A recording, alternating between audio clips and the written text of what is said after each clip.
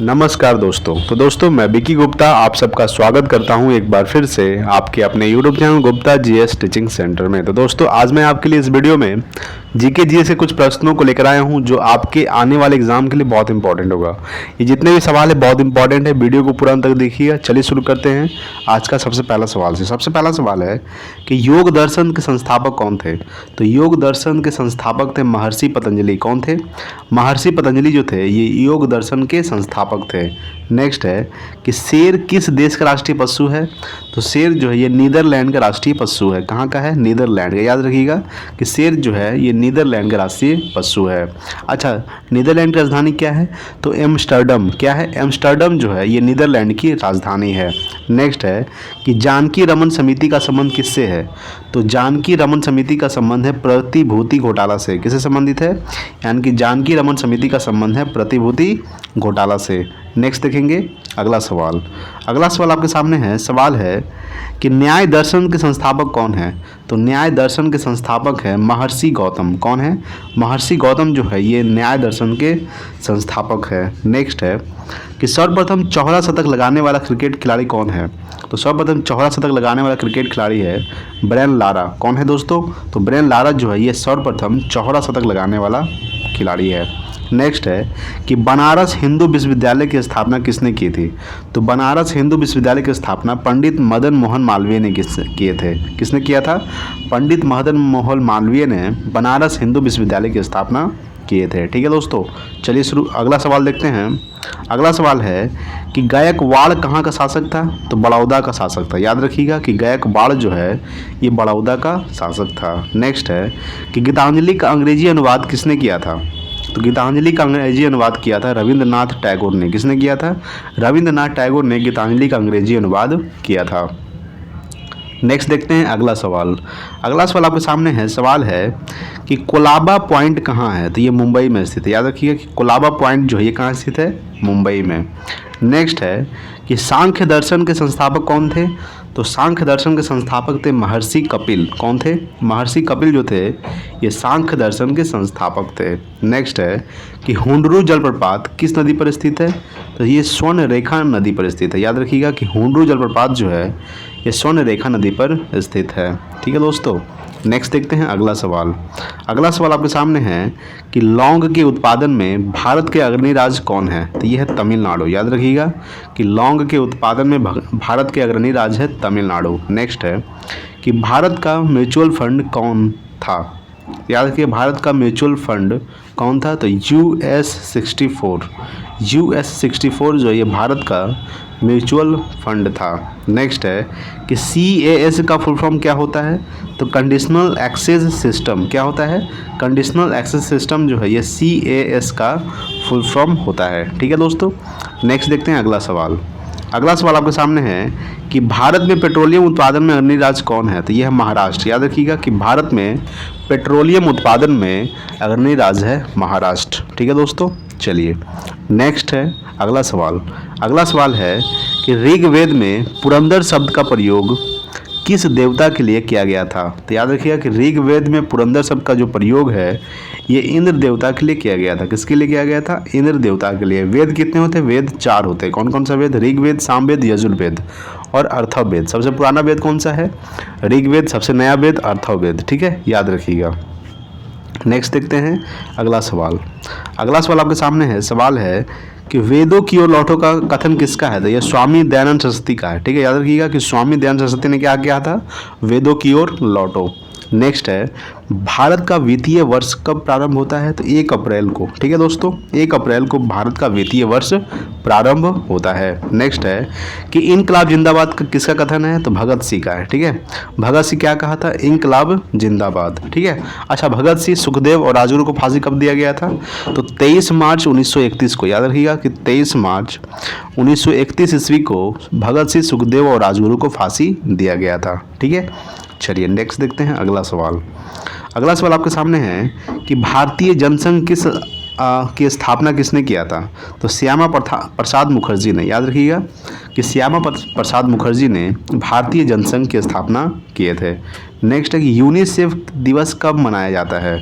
तो 11 दिसंबर को। ठीक है दोस्तों, 11 दिसंबर को यूनिसेफ दिवस मनाया जाता है। अच्छा, यूनिसेफ का स्थापना कब हुआ था?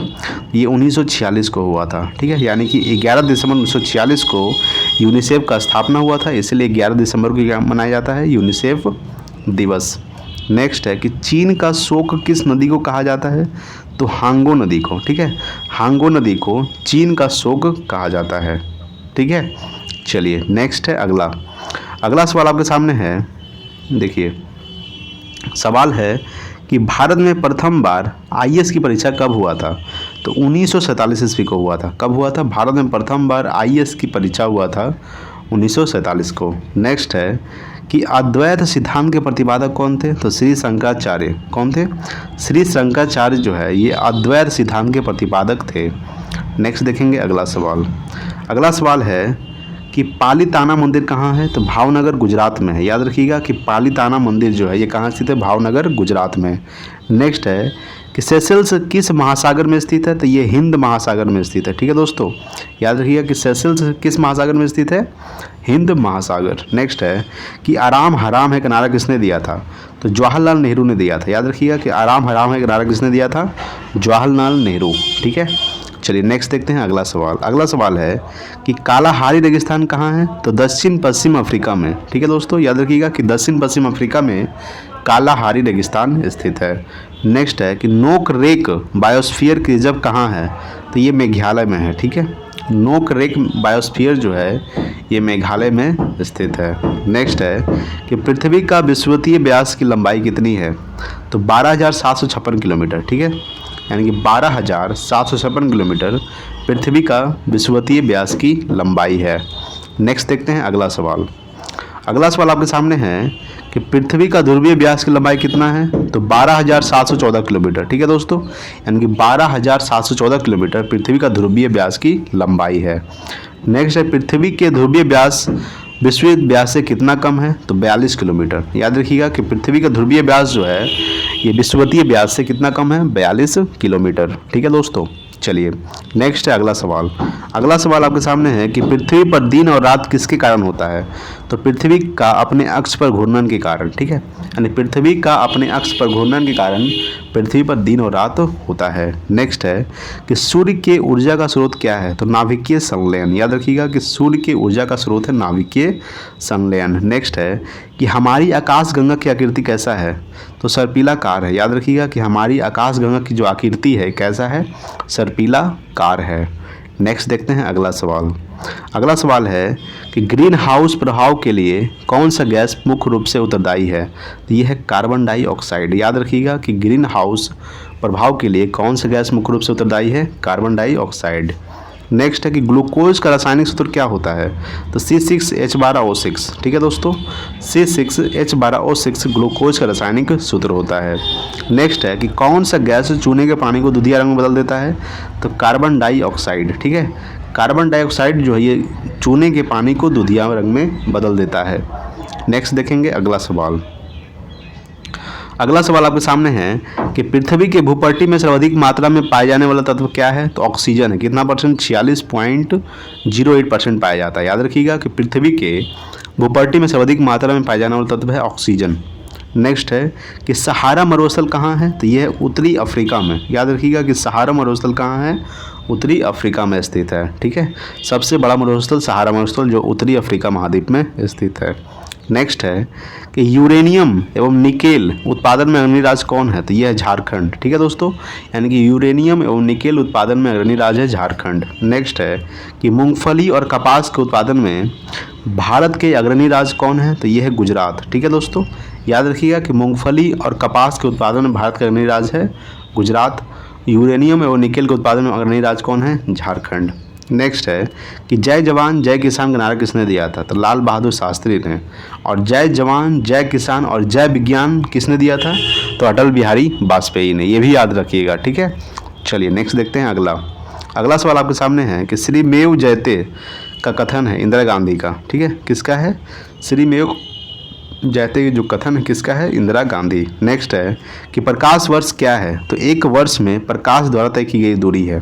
ठीक है, क्या है प्रकाश वर्ष, एक वर्ष में प्रकाश द्वारा तय की गई दूरी।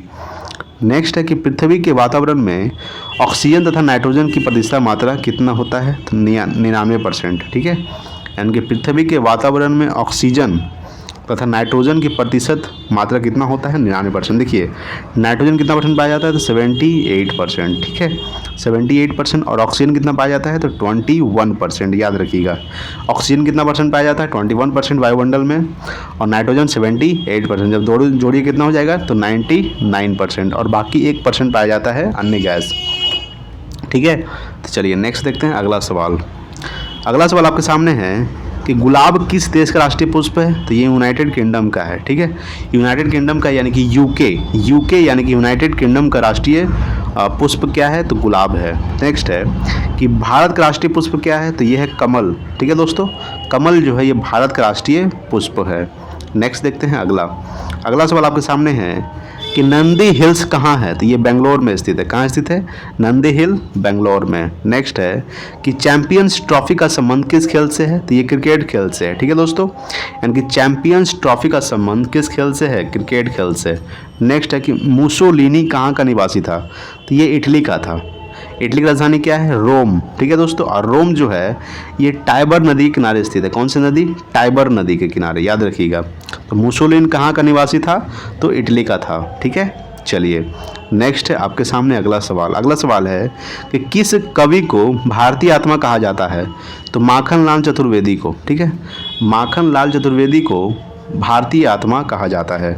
नेक्स्ट है कि उत्तर मध्य रेलवे का मुख्यालय कहाँ है, तो इलाहाबाद में है। ठीक है दोस्तों, याद रखिएगा कि उत्तर मध्य रेलवे का मुख्यालय इलाहाबाद में स्थित है। नेक्स्ट है कि विश्व स्वास्थ्य संगठन का मुख्यालय कहाँ है, तो ये जेनेवा में स्थित है। ठीक है, कहाँ स्थित है, विश्व स्वास्थ्य संगठन का मुख्यालय जेनेवा। अच्छा, WHO वर्ल्ड हेल्थ ऑर्गेनाइजेशन, इसी को क्या बोलते हैं, विश्व स्वास्थ्य संगठन। इसका स्थापना कब हुआ था, तो 7 अप्रैल 1948 को। याद रखिएगा 7 अप्रैल 1948 को और WHO का स्थापना हुआ था। इसका जो मुख्यालय स्थित है ये जेनेवा में स्थित है। ठीक है, चलिए नेक्स्ट देखते हैं अगला सवाल आपके सामने है। सवाल है कि किस ताप को परम शून्य ताप कहते हैं, तो -273 डिग्री सेल्सियस को। ठीक है, -273 डिग्री सेल्सियस को परम शून्य ताप कहा जाता है।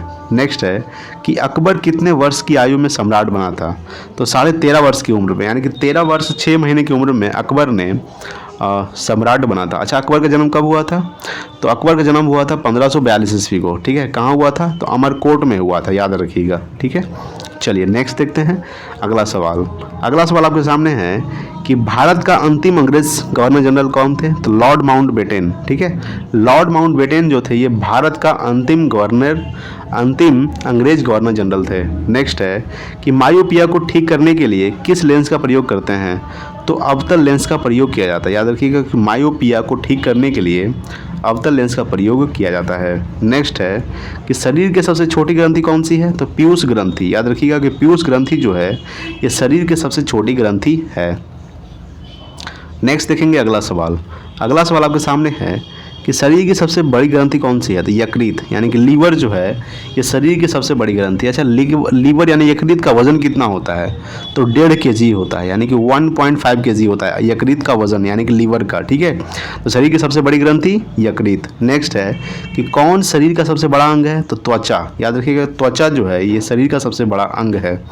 नेक्स्ट है कि 49वीं समांतर रेखा किन 2 देशों के बीच है, तो अमेरिका और कनाडा के बीच। याद रखिएगा कि 49वीं समांतर रेखा जो है ये अमेरिका और कनाडा के बीच है। जैसे भारत और पाकिस्तान के बीच रेड क्लिफ रेखा, भारत और चीन के बीच मैकमोहन रेखा, उसी तरह से 49वीं जो रेखा है ये अमेरिका और कनाडा के बीच है। कनाडा राजधानी क्या है, तो ओटावा। ठीक है, अमेरिका राजधानी क्या है, वाशिंगटन DC।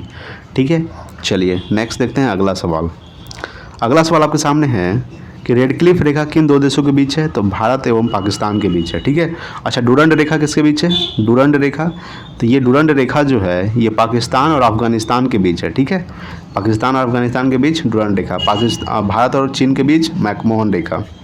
नेक्स्ट है कि भारत में हरित क्रांति का जनक किसे कहा जाता है, तो प्रोफेसर MS स्वामीनाथन को। ठीक है, यानी कि प्रोफेसर MS स्वामीनाथन को भारत में हरित क्रांति का जनक कहा जाता है। ठीक है दोस्तों, नेक्स्ट है अगला सवाल, सवाल है कि परमाणु का केंद्र क्या कहलाता है? तो न्यूक्लियस। याद रखिएगा कि परमाणु का केंद्र क्या कहलाता है? न्यूक्लियस। नेक्स्ट है कि महात्मा गांधी ने भारत में सत्याग्रह का पहला प्रयोग कब किया था? तो 1917 ईस्वी को, ठीक है, यानी 1917 ईस्वी को महात्मा गांधी ने भारत में सत्याग्रह का पहला प्रयोग किया था।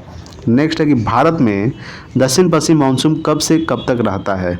तो जून से सितंबर तक रहता है, ठीक है, यानी कि भारत में दक्षिण पश्चिम मानसून जो है कब से कब तक रहता है? जून से सितंबर तक।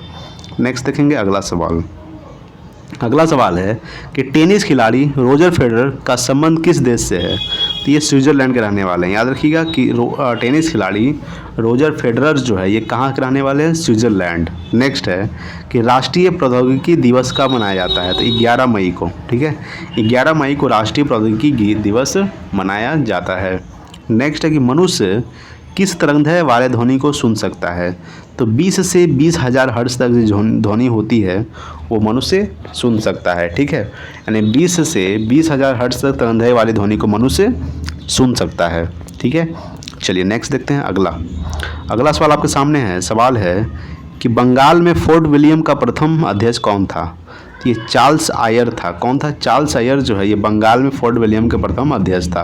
नेक्स्ट है कि विश्व का सबसे बड़ा मुस्लिम देश कौन है? तो इंडोनेशिया। याद रखिए कि सबसे ज़्यादा मुस्लिम कहाँ पाया जाता है? इंडोनेशिया में। अच्छा, इंडोनेशिया राजधानी क्या है? जाकार्ता। याद रखिएगा, ठीक है। और सबसे ज़्यादा द्वीप कहाँ स्थित है? तो ये इंडोनेशिया द्वीप में स्थित है। तो विश्व का सबसे बड़ा मुस्लिम देश कौन है? इंडोनेशिया, ठीक है दोस्तों। चलिए नेक्स्ट देखते हैं अगला सवाल आपके सामने है कि विश्व का सबसे छोटा मुस्लिम देश कौन सा है? तो ये है मालदीव। सबसे बड़ा क्या था?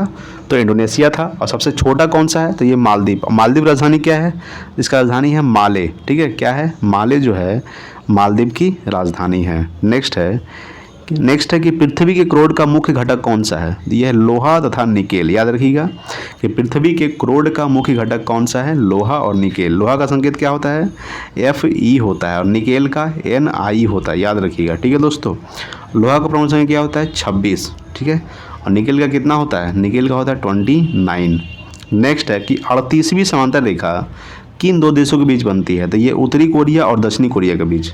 जैसे कि 49वीं समांतर रेखा किसके बीच था? तो अमेरिका और कनाडा के बीच था। उसी तरह से 38वीं समांतर रेखा जो है ये उत्तरी कोरिया और दक्षिणी कोरिया के बीच है, ठीक है। तो उत्तरी कोरिया की राजधानी क्या है? उत्तरी कोरिया की राजधानी है प्योंगयांग, यहाँ के जो किम जोंग उन शासक है, ठीक है। और दक्षिणी कोरिया की राजधानी क्या है? तो दक्षिणी कोरिया की राजधानी है सियोल, ठीक है दोस्तों। चलिए नेक्स्ट देखते हैं अगला सवाल आपके सामने है। सवाल है कि देश की पूजा ही राम की पूजा है, ठीक है।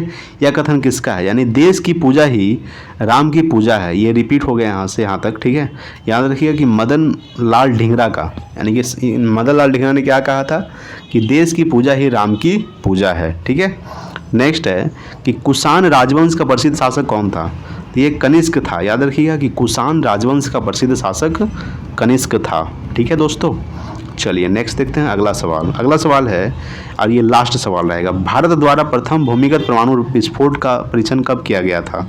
तो 1974 को, यानी 18 मई 1974 ईस्वी को भारत द्वारा प्रथम भूमिगत परमाणु विस्फोट का परीक्षण किया गया था, ठीक है दोस्तों। अगर वीडियो अच्छा लगा होगा तो प्लीज़ लाइक कीजिएगा, शेयर कीजिए अपने दोस्तों के पास और ज़्यादा से ज़्यादा सपोर्ट कीजिए। Thanks for watching. जय हिंद, वंदे मातरम।